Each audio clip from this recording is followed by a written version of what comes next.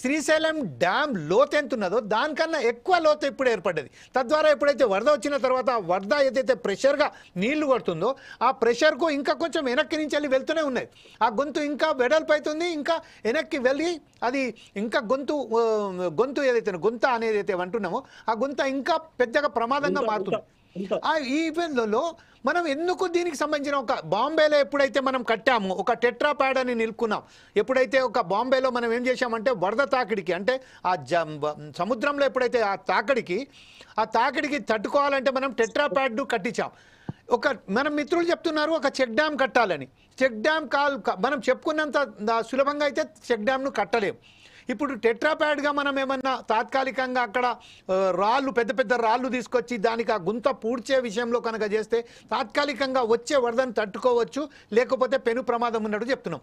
ఈ విషయంలో జనవరులకు సంబంధించిన నేషనల్ జనవరులకు సంబంధించిన చాలా నివేదికలు అనిల్ కుమార్ గారు సమర్పించినప్పటికీ ఇప్పటికీ ఎలాంటి స్పందన లేదు. ఈ విషయంపై ఆదే విశ్లేషకులుగా మీరేమంటారండి? ఇప్పుడు డ్యాములకు సంబంధించి నేనైతే సాంకేతిక నిపుణుని ఇంజనీరింగ్ కాదు కనుక కామన్ సెన్స్ తోటి నేను కొన్ని విషయాలు చెప్పాలనుకుంటున్నాను. Thank you to you sir. మన లక్ష్మీనారాయణ గారు లేకపోతే గోవర్ధన్ గారు చెప్పినటువంటి అంశాల్లో ప్రమాద తీవ్రత మీద డిఫరెంట్ ఒపీనియన్ ఉండొచ్చు, కానీ ఇద్దరు చెప్పినటువంటిది ఏంటంటే ప్రమాదం అయితే ఉన్నది అనేటువంటిది చెప్పారు.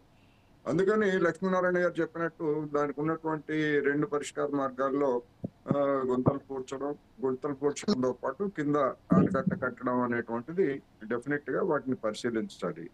ఇక్కడ మనం గమనించాల్సింది ఏంటంటే ఏదైనా కానీ 2009లోనే ఇలాంటి సమస్య ఉన్నది, అది తర్వాత పెరుగుతూ వస్తుంది అని చెప్పినప్పుడు నేషనల్ డ్యామ్ సేఫ్టీ అధికారులు కానీ లేకపోతే ఆ సంస్థ కానీ ఏం చేస్తా ఉంది, ఉమ్మడి రాష్ట్రంలో ఉన్నటువంటి ప్రభుత్వాన్ని కానీ ఆ తర్వాత 2 రాష్ట్రాలకు సంబంధించినటువంటి ప్రభుత్వాలను కానీ కూర్చోబెట్టి దీనికి ఉన్నటువంటి మంచి చెడ్డలు ఇవి, దీన్ని ఏం చేయాలి, ఎట్లా చేయాలి అనేటువంటిది ఇంతవరకు పట్టించుకోలేదు అంటే మరి ఆ డ్యామ్ సేఫ్టీ సంస్థ యొక్క రెస్పాన్సిబిలిటీ లేదా దాని విశ్వసనీయత ఏమిటనేటువంటిది నా ప్రశ్న. రెండోది, ఇది 2009లోనే ఈ ప్రాబ్లంని గుర్తించిన తర్వాత రాష్ట్రం విడిపోయింది. చంద్రబాబు నాయుడు గారు మొదటి 5 సంవత్సరాల పాటు ఆయన ఉన్నారు. ఆ తర్వాత జరిగినటువంటి పరిణామాల్లో లేదా ఇప్పుడు జరుగుతున్నటువంటి పరిణామాల్లో పోలవరం డ్యామ్ లో డయాఫ్రమ్ వాల్ గురించి చేసినంత రచ్చ కావచ్చు, అది దానికి ప్రాధాన్యత లేదని కాదు నా ఉద్దేశం.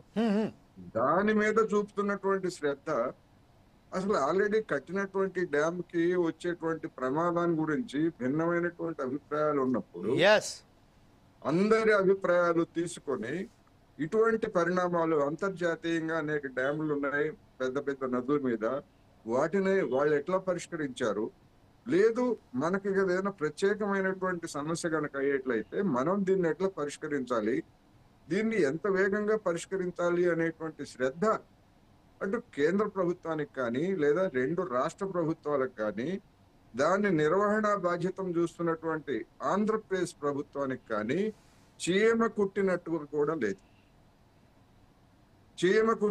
కూడా లేదనేటువంటిది నా అభిప్రాయం. లేదు, ఇప్పుడు నిర్లక్ష్యం కారణంతో అనూహ్యమైనటువంటి పరిణామాలు ఏవైనా జరిగేటువంటి నష్టం కంటే ఒకవేళ డ్యామ్ కూలిపోయినా, దిగువ డ్యాములు కూలిపోయినా, లేకపోతే ఇంకోటి అయినా కానీ మళ్ళా మన జన్మలో వాటిని మనం అదే స్థాయిలో పునర్నిర్మించేటువంటి శక్తి కానీ మనకు ఉన్నదా? లేనప్పుడు ఉన్నటువంటి వాటిని పరిష్కరించుకోవడానికి ఎందుకని శ్రద్ధ పెట్టడం లేదు? ఇది క్రిమినల్ నెగ్లిజెన్సీ తప్ప మరొకటి కాదు.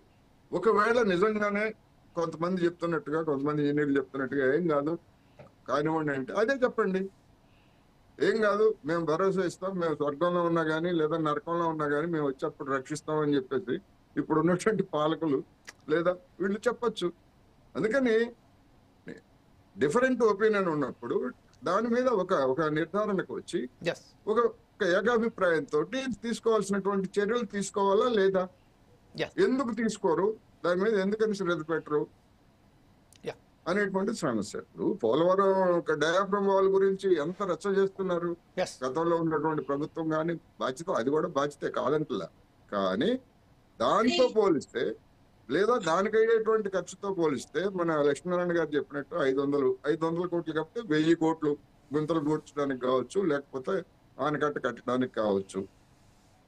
అదేమన్నా పెద్ద అమౌంట్? అది కొన్ని వేల కోట్లు పెట్టి పోలవరం కడుతున్నప్పుడు ఒక 1000 కాదు 2000 కోట్లు అవుతుంది శ్రీశైలం డ్యామ్ కి. ఏమన్నా నష్టమా? ఎస్ సార్ ఒక రాష్ట్రం కాకపోతే 2 రాష్ట్రాలు భరించాల్సి వస్తే 2 రాష్ట్రాలు భరించిన వాడిని. ఇద్దరికి ఉపయోగం కదా, నాగార్జున సాగర్ అయినా లేకపోతే ఇదైనా. ఎస్ అందుకని అలాంటి చొరవ, అలాంటి బాధ్యత అనేటువంటిది కనపట్టలేదు అనేది ఒక జర్నలిస్ట్ గా నా అభిప్రాయం. Right sir. అదే విషయంపై సయ్యద్ ఇస్మాయిల్ గారు ఉన్నారు, Congress party incharge, Srisailam Congress party incharge అయినటువంటి సయ్యద్ ఇస్మాయిల్ గారు, మీరు చెప్పండి, ప్రస్తుతం ఏదైతే ఉన్నదో 2009 నుంచి వెళ్ళి ఈ నిర్లక్ష్య వైఖరి వస్తూనే ఉంది. అది కాంగ్రెస్ ప్రభుత్వమే కానీ, వైఎస్ఆర్ ప్రభుత్వమే కానీ, తెలుగుదేశం ప్రభుత్వమే కానీ, ఏ ప్రభుత్వాలు అయినప్పటికీ ప్రజా సమస్యలు ఇచ్చిపెట్టి ప్రస్తుతం ఏదైతే పోలవరం ఇప్పుడు కొత్త ప్రాజెక్ట్ కడుతున్నారు, అది కూడా 2026 ఏప్రిల్ వరకు కట్టిస్తామని చెప్తున్నారు. ఈ ఉన్న ప్రాజెక్టును కాపాడుండ్రా బాబోయ్ అని జనాలు మొత్తుకుంటున్నారు. ఏం పెను ప్రమాదం ఉన్నదండి.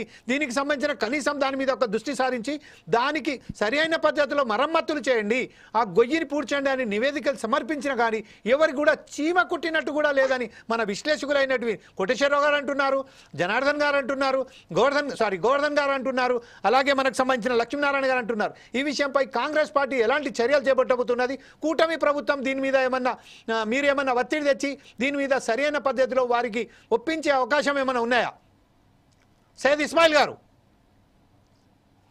ఓకే, సయ్యద్ ఇస్మాయిల్ గారు లేనట్టుంది, కనబడుతుంది, వాళ్ళు వెళ్ళిపోయినట్టుంది. ఒకసారి గోవర్ధన్ గారు. సార్, సయ్యద్ సార్ వచ్చారట, సయ్యద్ ఇస్మాయిల్ గారు. సయ్యద్ ఇస్మాయిల్ గారు, నా మాట వినబడుతుందా అండి మీకు?